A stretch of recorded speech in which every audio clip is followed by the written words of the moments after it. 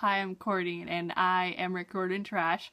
So the other week, the Burning Maze cover and excerpt dropped, and for some random reason, I don't even know what the reason was, but I avoided it for some reason, which is so unlike me, because when Rick Gordon stuff is announced, I'm like, they're right when it happens. But the other day, I finally looked at it, and I'm shook. So of course I had to go make a video about it. That's what I'm doing. I'm doing the Crackpot theories on the Burning Maze cover and excerpt, because like I said earlier, I am trash. If you have no idea what the Burning Maze is, let me tell you all. It is the third book in the Trials of Apollo series. This is the first book, The Hidden Oracle, and this is the sequel, The Dark Prophecy. These books are fantastic. I got reviews on both of them. They will be linked in the description box down below if you want to learn more about this series. But the Burning Maze is coming out May 1st of this year, so we have just a few more months left,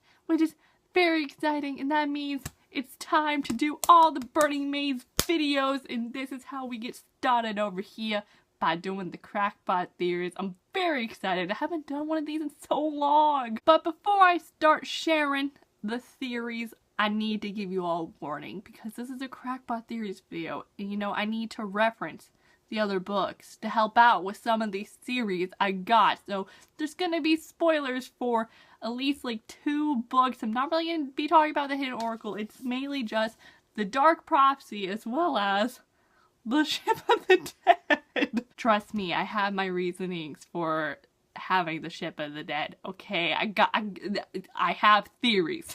But now, let's just get started with the Burning Maze Crackpot theories.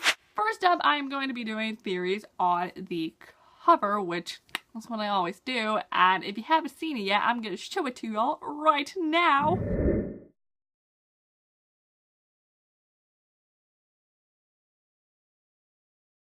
I don't know about you, but I think this cover is freaking gorgeous, just because first off, the color scheme really reminds me of the Hammer of Thor with just the dark greens and blues, and it's so creepy and beautiful at the same time. So on this cover we have 3 characters who are going to be this story. First off, there's Apollo, aka Lester, whoever you want to call him. I call him Apollo still. But we have him, and then there's Meg to his left, and then to his right, it's Grover Underwood. Honestly, not even gonna lie, it took me a second to figure out who was Apollo and who was Grover. And then I looked closer, and I saw someone wearing an orange hat, and I was like, that is Grover Underwood. I'm gonna be talking about Grover more when I do theories on the excerpt. That's gonna be like the main thing I'm gonna be talking about with my theories. And on this cover, we also have like, oh whoa, hold on, I'm noticing something new. There's like there's hands, and those are nails. How did I not realize this? Oh my god. At first, I just thought these were like thorns, but now, no way, I'm seeing so many new things zooming in. It's a bird. These are birds, because it's a wing. I feel so dumb now. So basically on this cover, Apollo, Meg, and Grover are running through a tunnel. There's also like, there's a burst of fire coming towards them, and then on like the corners is a bird, and then, but there's still like, those look like thorns or trees or something in the background. I know, I'm not crazy, okay? My only theory on this is that the 3 of them are going to encounter some, I don't even know what those birds are, but they're gonna attack them, and then they're gonna go through a tunnel, and then there's gonna be flames, and it's gonna be wild. Now, we move on to the excerpt, which I actually didn't read the whole thing. I just skimmed it because this excerpt is surprisingly super long. I wasn't expecting that because Rick Gordon doesn't give us long excerpts. Like I said earlier, the main thing I want to talk about from this excerpt is Grover Underwood. We get to do some catching up with Grover in this excerpt. He talks a little bit about like what he's doing, but for some reason I can't find it. Like Apollo talks about how he's a Lord of the Wild and like how he has all these great powers and stuff like that. The thing that like hit me the hardest that came from Grover was when they're walking through the labyrinth, and Apollo in the beginning is just like, dude, we're lost. And then Grover a little later on goes, I'll try to get us there fast, guys, he promised, but the labyrinth has a mind of its own. Last time I was here with Percy.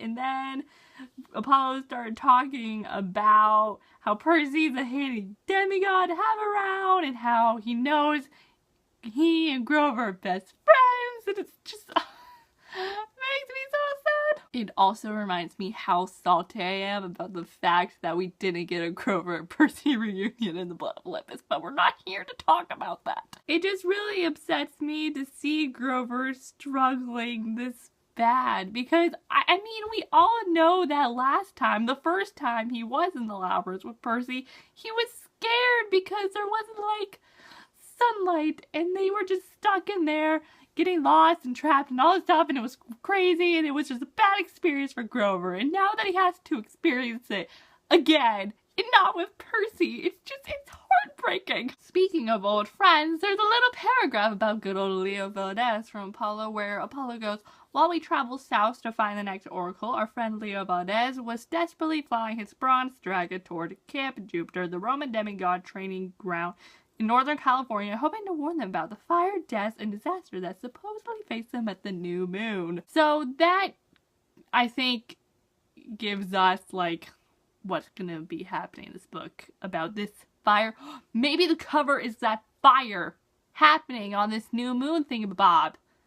Hey, theory. But I hope my boy Leo Valdez is doing okay, and I 99% think we're going to see him arrive at Camp Jupiter. Like, I can see Apollo, Meg, and Grover coming out of the labyrinth and like arriving Camp Jupiter, and then that's where we'll see like Jason and Piper and everyone, because Jason and Piper and them are definitely gonna be in this book. And then the excerpt just goes on and like they get attacked by something. Maybe that's when they get attacked by the birds, because all of a sudden there's something going scream from the darkness.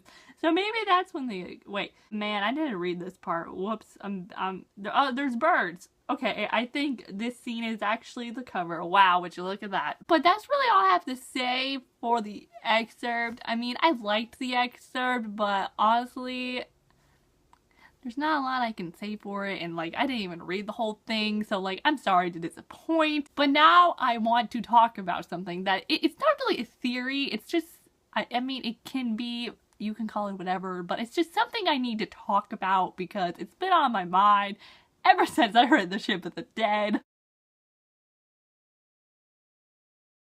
Basically, at the end of this book, Magnus and Annabeth is having a conversation, and Annabeth goes, I think this is awesome, Magnus, she said on the phone from California. You are amazing. I kind of needed some good news right now. That set my ears buzzing. Why did Annabeth sound like she'd been crying? You okay, cuz?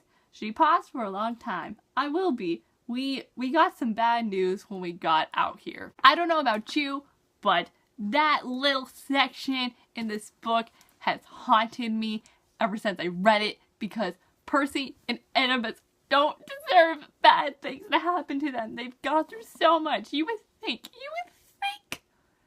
Rick would give them some peace, but no! My one hope for the burning maze is that whatever bad news Percy and Annabeth received at the end of The Ship of the Dead will be revealed in this book. I swear, if I don't find out what they found out, I'm gonna lose it.